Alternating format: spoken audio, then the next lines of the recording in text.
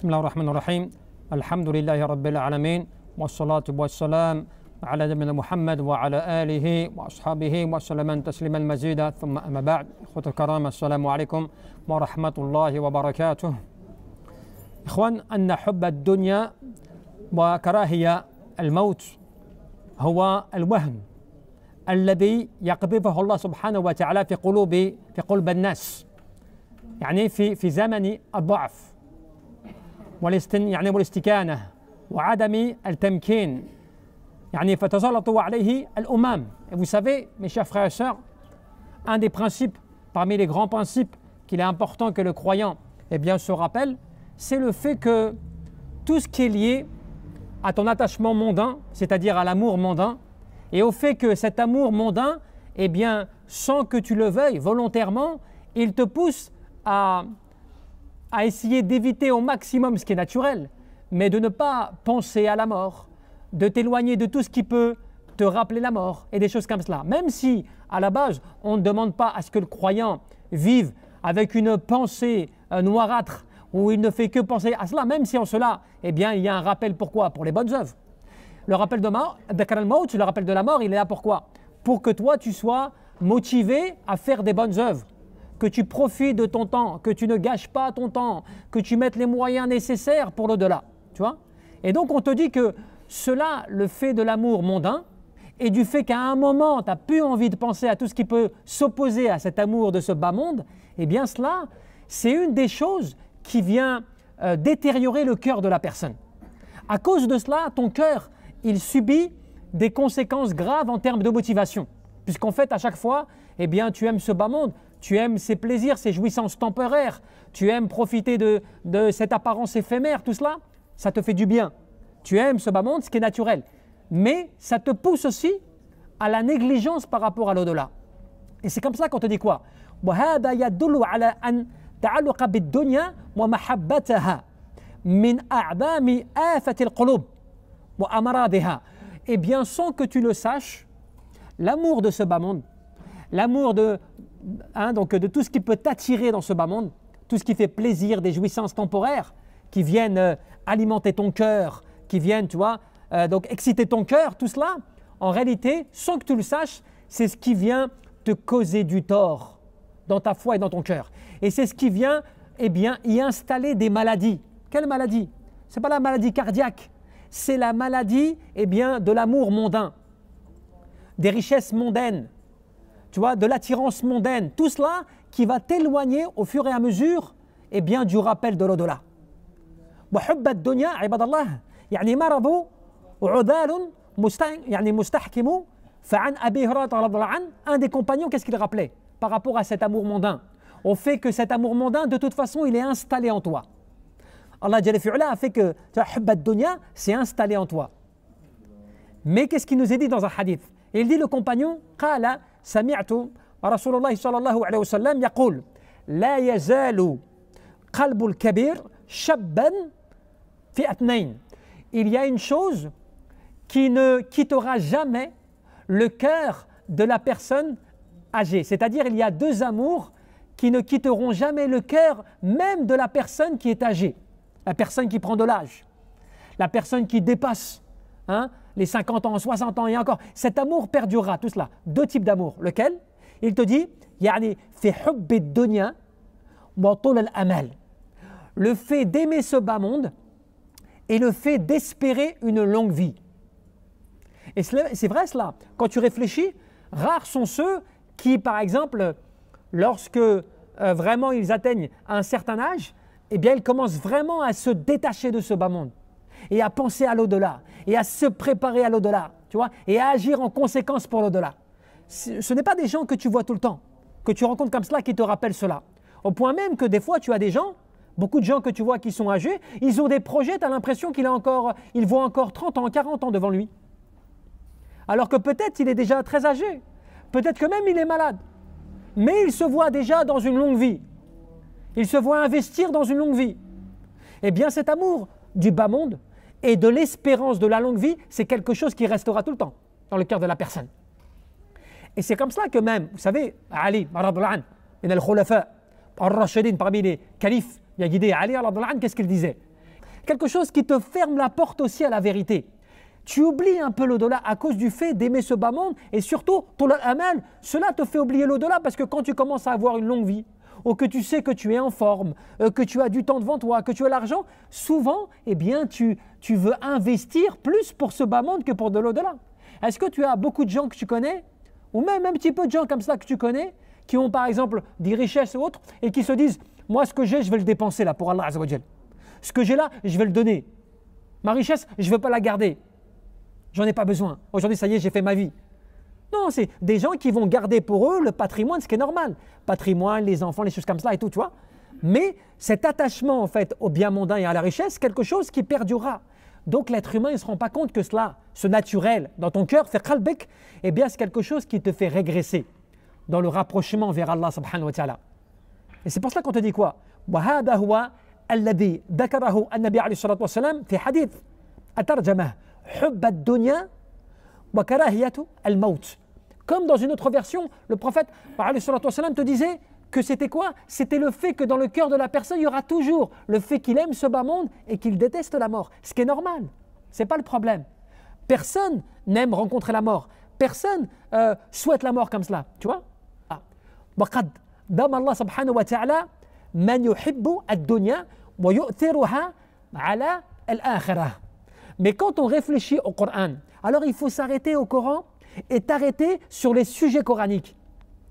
Est-ce qu'Allah Jalla fi'ala, dans le Coran, il nous mentionne le fait souvent de profiter de ce bas monde, de te lâcher dans ce bas monde, de profiter du temps que tu as dans ce bas monde? Eh bien, quand tu regardes le Coran, tu verras qu'Allah Jalla fi'ala est toujours autour de deux principaux pôles. Al-tarhib wa tarhib. Le fait, eh bien, d'encourager ou de mettre en garde, comme le fait, tu vois, le fait de mettre en garde et d'encourager. C'est-à-dire, attention à ceux qui se sont perdus, qui se perdent. Attention aux péchés, attention à ceci, cela, qui sont des effets négatifs pour toi dans ton adoration et qui peuvent encourir la colère d'Allah Jalla fi'ala. Mais d'un autre côté, Allah Jalla fi'ala, il te motive au paradis, à la récompense divine, au monde de l'au-delà, tout cela. Donc, tu te rends compte que le Coran, il tourne autour de cela. Et Allah Jalla fi'ala, eh bien, il a blâmé dans le Coran ceux qui aiment ce bas monde au point que ce bas monde a pris le dessus sur l'au-delà. Qu'est-ce que cela veut dire? Cela veut dire qu'il n'est pas interdit pour toi d'aimer ce bas monde. Tu peux l'aimer parce que dans ce bas monde, alhamdoulilah, tu adores Allah Jalla fi'ala, tu as des familles, tu as la famille, tu as les enfants, tu as tout cela, tu peux faire des aumônes, du bien, du khair. Et ce bas monde, il est une cause, sabab al-asbab, parmi les causes qui te permet d'atteindre la demeure de l'au-delà. Donc ce bas monde, il est utile et nécessaire pour avoir la récompense divine. Donc il ne faut pas confondre. Ce qui est blâmable, c'est quand ce bas monde, tu t'y attaches et tu l'aimes au point qu'il a pris le dessus sur l'au-delà. C'est cela qui est blâmable. C'est pour ça qu'Allah Jalla fi'ala te dit « Kalla bal tuhibbuna al-ajilah » Au contraire, vous aimez le bas monde éphémère, ce qui est éphémère. Et vous délaissez l'au-delà. Voilà ce que Allah Jalla fi'ala nous réprimande. En quoi? C'est que toi, c'est pas que tu n'as pas le droit d'aimer ce bas monde, c'est que ton amour de ce bas monde, il prend le dessus sur l'au-delà. Tes priorités de l'au-delà, tu les oublies et tu consacres tes priorités à ce bas monde. Voilà ce qui est blâmable. Mais celui qui pense à l'au-delà, qui agit en conséquence, qui fait du bien, même s'il est riche, eh bien, alhamdoulilah, c'est une grâce d'Allah Jalla fi'ala. Allah lui a donné, Allah l'a favorisé, Allah l'a, tu vois, parce que Sulaiman alayhi salam, il avait la royauté du monde, il avait les richesses du monde, il avait le pouvoir qui faisait qu'il parlait, il avait des armées de djinns, il parlait aux fourmis, des choses comme cela, tu vois, il comprenait leur langage, il pouvait avoir des choses extraordinaires, n'est-ce pas? Eh bien pourtant, il était considéré parmi les adorateurs shakir, reconnaissants à l'égard d'Allah Azza wa Jal, abid, adorateur d'Allah subhanahu wa ta'ala, et qu'Allah Jalla fi'ala a élevé parmi les grands prophètes, alors que pourtant, il était doté de pouvoir et de richesse. Donc ça prouve que ça se passe où? Ça ne se passe pas dans l'argent, ça se passe dans le cœur. Comment est-ce que toi, ton argent, c'est pour ça que beaucoup de savants, les ulama salihin, qu'est-ce que tu dis? Le problème, ce n'est pas l'argent que tu as. Le problème, c'est que, est-ce que l'argent, est-ce qu'il est dans ton cœur ou il est entre tes mains? Si l'argent il est entre tes mains, cela veut dire que tu maîtrises. Pas de problème, il n'est pas dans ton cœur.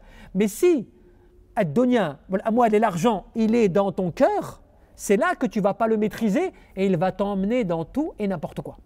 Et c'est comme ça que, regarde bien, Allah Jalla fi'ala, qu'est-ce qu'il dit an anbiya'ihi al-kiram? Qu'est-ce qu'il dit de ces nobles prophètes? Regarde la caractéristique qu'il donne à ces prophètes. Il dit Allah Jalla fi'ala dit quoi? Il dit inna akhlasnahum bi khalisatin dhikrad dar. Et nous leur avons accordé la particularité. À qui? Tu vois, Yaqub, Ibrahim et d'autres des grands prophètes. Nous leur avons donné la particularité qu'ils favorisent en eux-mêmes l'au-delà.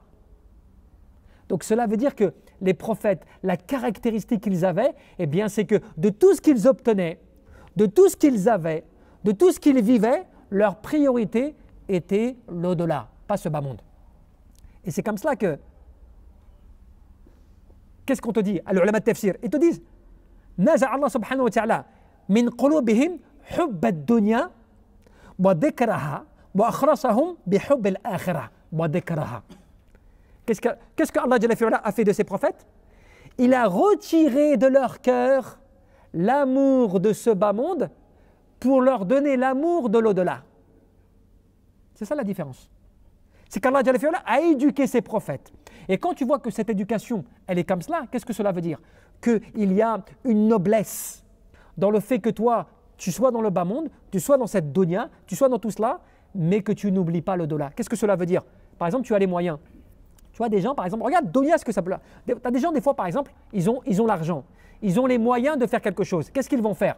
Ils vont utiliser cet argent de manière illicite, alors qu'ils ont les moyens. Ou bien ils vont magouiller avec cet argent, ou bien ils vont détourner une partie de leur argent pour ne pas payer plus, ou des choses comme cela. Qu'est-ce que cela veut dire? Que cet amour de ce bas monde, de cette dunya, elle te pousse même à vouloir toujours plus, à vouloir détourner tes biens parce que toi, tu n'as pas envie de perdre. Alors que celui qui est musulman, qui a le cœur, vraiment le qalb salim, le cœur pur par rapport à cela, quand il a une richesse, qu'est-ce qu'il fait? Eh bien, il se rappelle qu'Allah Jalla fi'ala, c'est lui qui lui a donné. Et que ce qu'il doit donner, il le donne. Et que ce qu'il doit prélever, il le prélève. C'est pour ça qu'une fois, quelqu'un vient me dire, moi j'ai tant d'argent. Bon voilà, cette année, je dois payer ma zakat. Mais c'est vrai, j'ai payé déjà mes zakats précédentes.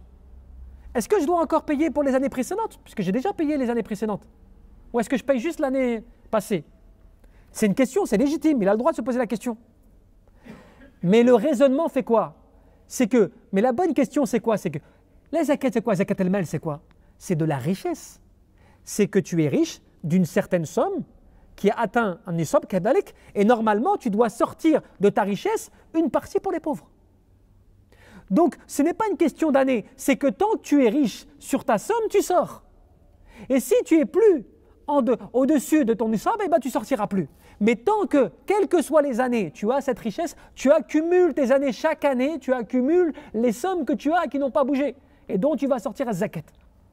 Parce que cet argent, il ne t'appartient pas. C'est l'argent qu'Allah Jalla fi'ala t'a donné comme dépôt. Et il t'éprouve. Nous allons vous mettre à l'épreuve pour voir ceux d'entre vous quel est le mieux agir.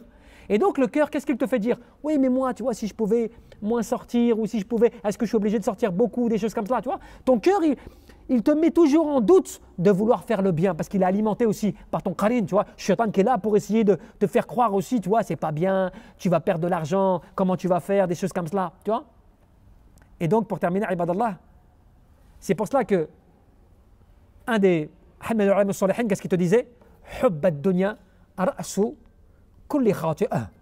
On ne se rend pas compte que l'amour du bas monde, il est la cause de tous les péchés. Plus tu aimes ce bas monde, plus celui-ci va te faire commettre des péchés. Cela, encore une fois, comme je te le dis, tu peux aimer ce bas monde. Alhamdulillah, dans ce bas monde, il y a des bonnes choses. Allah Jalla fi'ala nous rappelle que ce bas monde, il l'a orné pour nous. Il nous l'a décoré. Il nous l'a embelli. Mais ce bas monde, il ne nous l'a fait que comme une épreuve. Al-mal wal banoun zinatul hayat al-dunya. Tu vois? Inna ja'alna ma'al al-ard zinatan laha linabluwahum ayyuhum ahsanu amala. Tu vois? Nous avons embelli cette terre, nous avons embelli pour eux la terre. Pourquoi? Afin de les éprouver et voir ceux d'entre eux qui vont le mieux agir. Donc, tu es mis en test par ton amour pour ce bas monde. Tu es mis en test avec ton argent. Tu es mis en test par rapport à l'au-delà. Et c'est cela qui est la cause de la plupart. Pourquoi nos enfants, nos jeunes, aujourd'hui, ils ne sont pas motivés des fois par rapport à din? Parce qu'en fait, ils sont attirés par les atouts de ce bas monde. Ils voient la richesse ici, ils voient les gens ils voient, tu vois, la facilité, travailler peu pour gagner plus, faire du business, des choses comme cela, parce que c'est plus facile, ça ramène plus rapidement de l'argent, des choses comme ça. Ils sont attirés par des choses, mais quand tu regardes bien, c'est que lié à ce bas monde.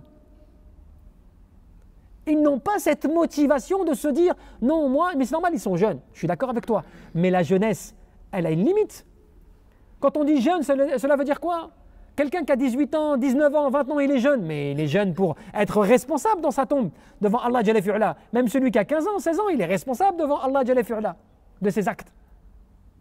On parle de qui quand on parle des jeunes? Puisque les Sahaba, ils étaient dans des responsabilités extrêmement jeunes.